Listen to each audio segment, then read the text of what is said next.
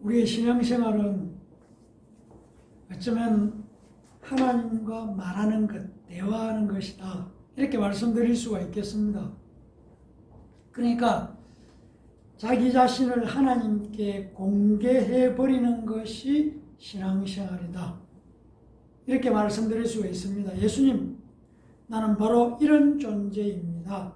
이런 존재이기 때문에 예수님께 나왔습니다. 나의 죄를 씻기는 예수의 빛밖에 없습니다. 나는 예수가 필요합니다. 그리고 예수님, 당신은 그리스도시요 살아계신 하나님의 아들입니다. 이렇게 당당하게, 아니 솔직하고 입으로 공개적으로 고백하는 것이 신앙생활이라 할 수 있습니다. 예수님, 내 구주라고 내 색깔을 분명히 밝히는 것이 신앙이다. 이렇게 말씀드릴 수가 있습니다. 그리고 한 걸음 더 나아가서 나는 기어코 예수로 성공하겠습니다. 나는 세상의 어떤 방법으로도 성공하기를 원하지 않고 예수로만 성공하겠습니다.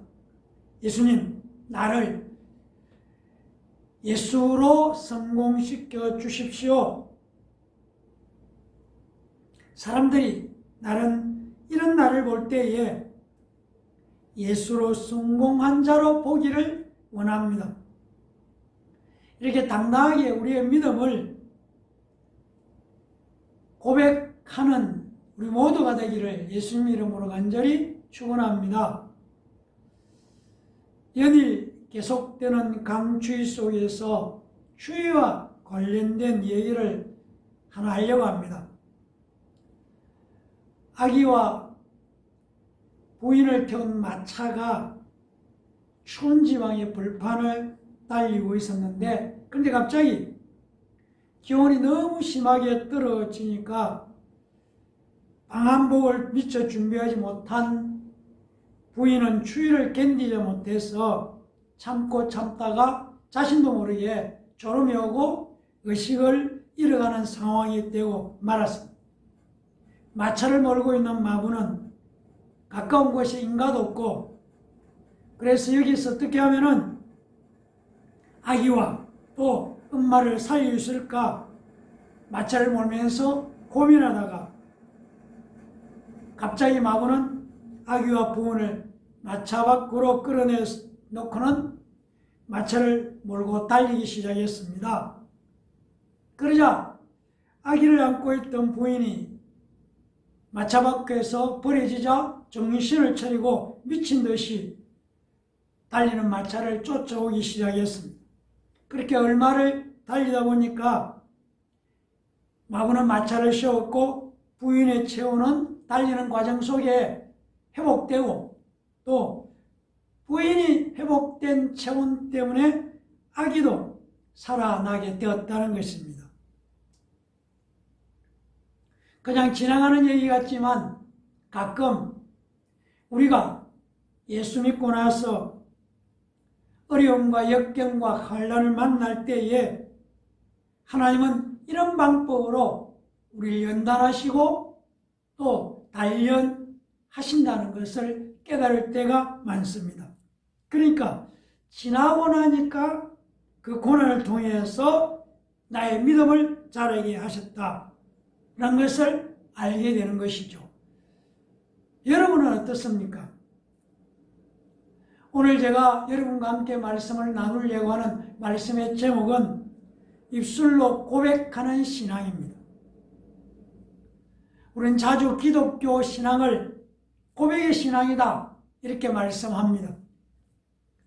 개역성경 시편 32장 3절을 보면은 토설치 아니할 때라는 말이 나옵니다. 그런데 이후에 개정된 개역 개정은 입을 열지 아니할 때라고 말씀하고 있습니다. 그러니까 한마디로 속에 있는 것을 밖으로 내어놓는 것이 토설이라는 것입니다. 마음속에 묻어두고 숨겨두고 억압하고 있던 것, 그 무엇을 입 밖으로 시원하게 내뱉어 놓는 것이 토설이라는 것입니다. 토설은 정직하게 속내를 드러내는 것입니다. 다시 말해서 속에 있는 것, 부정적인 감정을 위장하지 않고 있는 그대로 토해내는 것입니다. 토설, 정직하게 속내를 드러내는 고백입니다. 제가 왜 이 얘기를 하느냐면 우리가 내 마음에 있는 예수님 당신은 그리스도이십니다. 살아계신 하나님의 아들입니다. 이것이 내 마음속에 믿음에 있는 것을 밖으로 토해내는 것, 이게 바로 입술로 고백하는 신앙입니다. 우리가 함께 읽었던 13절과 14절 말씀을 보면은 마태복음 16장 13절 14절 말씀을 보면은 예수께서 빌립보 가이사라 지방에 이르러 제자들에게 물어 이르시되 사람들이 인자를 누구라느냐 이르되 들으는 세례요한 들으는 엘리야 어떤 이는 예레미야나 선지자 중에 하나라 하나이다 라고 말씀하고 있습니다. 들으는 세례요한 들으는 엘리야 어떤 이는 예레미야나 선지자 중에 하나라고 생각하는 것입니다. 그러나 이 모든 것은 말세에 나타나기로 말씀하고 있는 구약이 증거하고 있는 메시아 그리스도는 아니라는 것입니다. 그리고 15절 말씀 보면은 이르시되 너희는 나를 누구라 하느냐 16절 시몬 베드로가 대답하여 이르되 주는 그리스도시요 살아계신 하나님의 아들이십니다 라고 말씀하고 있습니다. 하나님의 아들은 선지자를 말하는 것이 아니지 않습니까?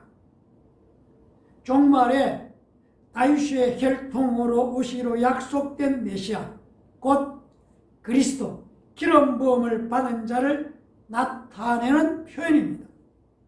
하나님의 아들, 바로 이 하나님의 아들은 예수님이 이스라엘만을 구원하러 오신 것이 아니라는 것입니다.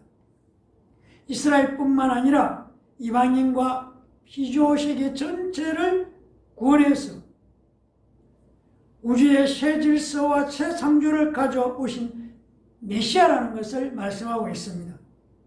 이것이 바로 베드로의 신앙 고백이고 오늘 예수 그리스도를 나의 주로 고백하는 우리의 신앙 고백입니다. 이어지는 17절 20절 말씀은 이렇게 말씀하고 있습니다.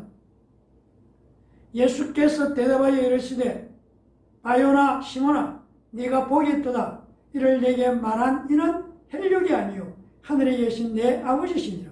또 내가 네게 이르노니 너는 베드로라.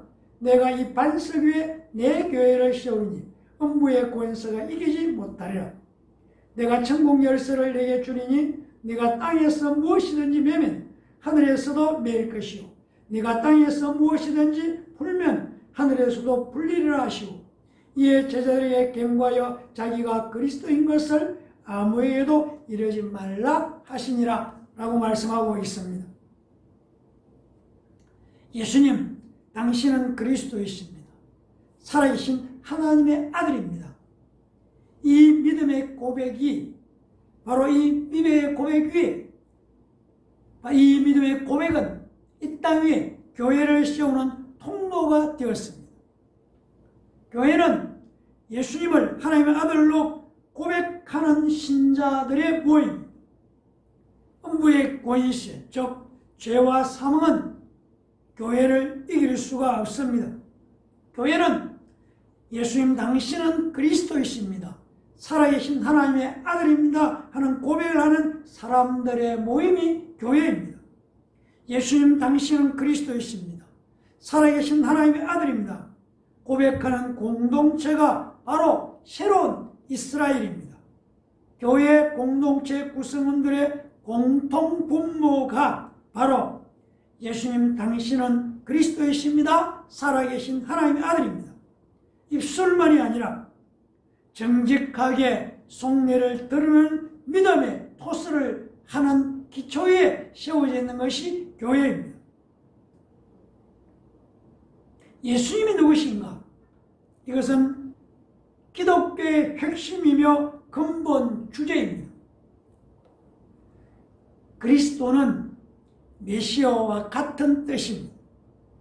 하나님의 아들은 예수님이 하나님과 동등한 신성을 가진 하나님이시라는 의미를 말하고 있습니다. 사랑하는 성도 여러분, 예수님 당신은 그리스도이십니다. 살아계신 하나님의 아들입니다는 입술에 고백을 하는 신앙을 가진 우리 모두는 이 고백, 이 신앙 위에 믿음의 기초를 세우고 믿음을 세워가고 믿음으로 승리하는 자인 것을 잊지 마시기를 간절히 부탁을 드립니다. 이런 얘기가 있습니다. 메뚜기가 하루살이에게 이렇게 말합니다. 벌써 저녁이네? 우리 내일 만나시. 하루살이가 묻습니다. 내일이 뭔데? 메뚜기는 자세히 하루살이에게 설명해 줍니다. 잠시 후면 온 세상이 캄캄해지고 하늘에서 별이 반짝일 거야. 그렇게 어두운 밤이 지나고 나면 다시 날이 밝아오는데 그게 바로 내일이라 라고 막 설명했지만 하루살이는 아무리 설명을 해도 내일을 이해할 수가 없었습니다. 왜 그렇습니까? 하루살이에게는 오늘이 전부이기 때문입니다. 다음날 하루살이는 더 이상 보이지 않았습니다. 그래서 메뚜기는 할 수 없이 곁에 있는 개구리와 놀게 되었습니다. 그렇게 한 계절이 지나가게 되었고 날이 추워지자 개구리가 메뚜기에게 이렇게 말합니다. 메뚜기야, 우리 내년에 또 놀자. 내년이 뭔데? 메뚜기는 도대체 내년이 뭔지 알 수가 없었습니다. 그래서 개구리는 친절하게 메뚜기에게 설명을 해주었습니다. 날이 점점 더 추워지고 얼음이 얼고 온 세상은 하얀 눈이 덮이게 될 거야. 그리고 나는 땅속에 들어가 잠을 자다가 새싹이 돋는 봄이 오면은 땅 위로 나온다. 그게 바로 내년이야. 하지만 개구리가 아무리 설명을 해도 메뚜기는 내년을 이해할 수 없었습니다. 그렇습니다. 어떤 면에서 하나님의 말씀이 말하고 있는 내용들이 우리가 알고 있는 세상의 지식과 경험으로는 이해할 수 없는 것이 너무나 많다는 것입니다. 그래서 믿음은 이해하는 것이 아니라는 것이죠. 이해할 수 없어도 믿음으로 받아들이는 것이 믿음이라는 것입니다. 예수님은 말씀이 육신이 되셨습니다. 예수님은 생명을 우리에게 주셨습니다. 예수님은 하나님의 독생자이십니다. 예수님은 바로 하나님이십니다. 우리가 지금 죄를 용서받을 수 있는 유일한 길은 예수님을 믿는 것밖에 없습니다. 십자가에 내 대신 예수께서 피 흘리심으로 내 죄가 실제로 해결되었습니다. 내 병도 치료되었습니다. 나의 죽음의 문제가 해결되었습니다. 예수님은 죽은 지 사흘 만에 죽은 자 가운데서 다시 살아나셨습니다. 다시 살아나신 후 40일 동안 제자들과 함께 계시다가 하늘로 다시 올라가셨습니다. 이제 하나님 우편에 계십니다. 사랑하는 성도 여러분, 이것들을 우리 생각으로 다 이해되는 것이 아닙니다. 그래서 신앙은 이해하는 것이 아니라 믿는 것입니다. 믿음의 비밀이 있습니다. 성령님이 내 안에 계신다는 것이 비밀입니다. 고린도전서 12장 3절을 보면 성령으로 아니하고는 누구든지 예수를 주시라 할 수 없다고 말씀하고 있습니다. 사랑하는 성도 여러분, 우리가 새로 태어나는 것, 즉 우리가 거듭나는 것은 세상 밖에서 오는 것입니다. 우리의 구원은 이 세상으로부터 오는 것이 아닙니다. 그러므로 세상 지식적으로 이해하는 것이 아니라 우리는 믿음으로 받아들이는 것입니다. 바로 예수님 당신은 그리스도십니다. 살아계신 하나님의 아들입니다. 라는 믿음의 고백으로 그 고백이 우리 안에 역사할 때에 우리 속에 성령의 강력한 역사가 우리를 믿음의 사람으로 매일매일 온전히 세워져 갈 것을 믿습니다. 이 놀라운 축복이 오늘 예배드리는 우리 모두에게 있기를 예수님의 이름으로 간절히 축원합니다. 기도하겠습니다. 감사합니다. 하나님, 오늘도 함께 하시고 오늘도 우리의 예배를 들으시는 하나님, 받으시는 하나님, 영광을 나타내 주시옵소서. 우리는 우리의 입술로 예수는 그리스도시요 살아계신 하나님의 아들이라는 고백을 합니다. 이 고백이 우리의 믿음의 기초이고 이 복음을 하는 사람들의 모임이 교회라는 것을 기억하면서 예수는 그리스도시요 살아계신 하나님의 아들이라는 이 고백을 당당하게 선포하고 매일 승리의 삶을 살아가는 하나님의 자녀들 되도록 축복해 주시옵소서. 감사드리며 예수님 이름으로 기도합니다.